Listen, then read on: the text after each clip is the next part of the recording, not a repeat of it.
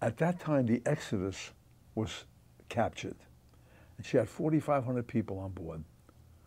And what they do is they take you, they put you on prison ships, the British, when they catch you.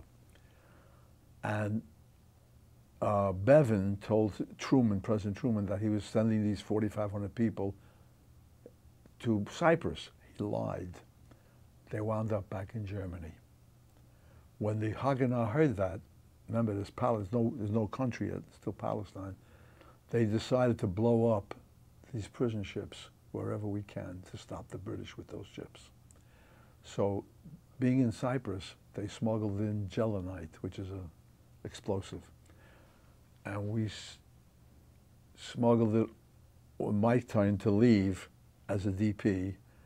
The British searched you, they went through an there was a little girl by the name of Bootsy, I remember. She was about 8 years old, and she had a fake bottom suitcase with gelignite in it. And my friend Moshe, who I still talk to this day, Moshe says, Bootsy, she can't take, he had no Yiddish, I spoke the Yiddish for, you can't take this thing because they'll catch us. We heard them speaking. They heard that they're trying to blow up this ship, I heard, and one of the officers said, if they blow that ship, I'm going to Australia back. And I was going to say, man, you're going, but, you know? So in Yiddish, we said to her, leave it here with us. She says, no. If I can do something for my new country, I'm going to do it.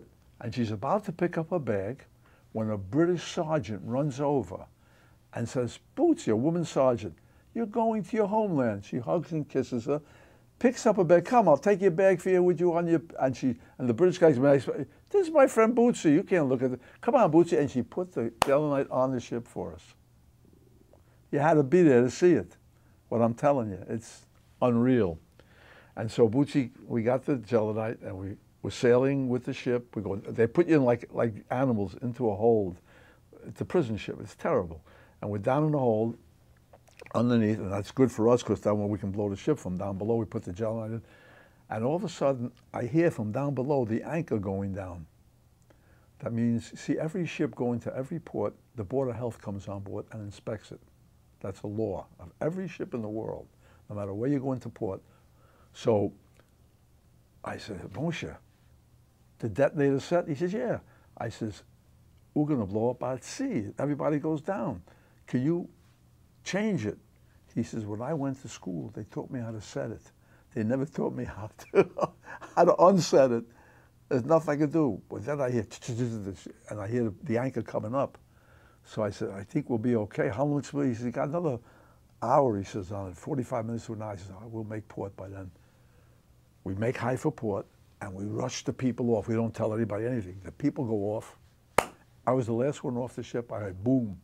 And I see a crew member hollering, fire in the hole. That's a terminology on a ship that's emergency. And she sank. And the British, I have at home telegrams that I got smuggled out from the British thing that says no more prison ships. They just blew up a prison ship in Haifa port, and we're stopping all the ships. They have to use their own. And we use our own. Instead of 750, you know, the Yiddish cup, we bring out more people. We could get them out.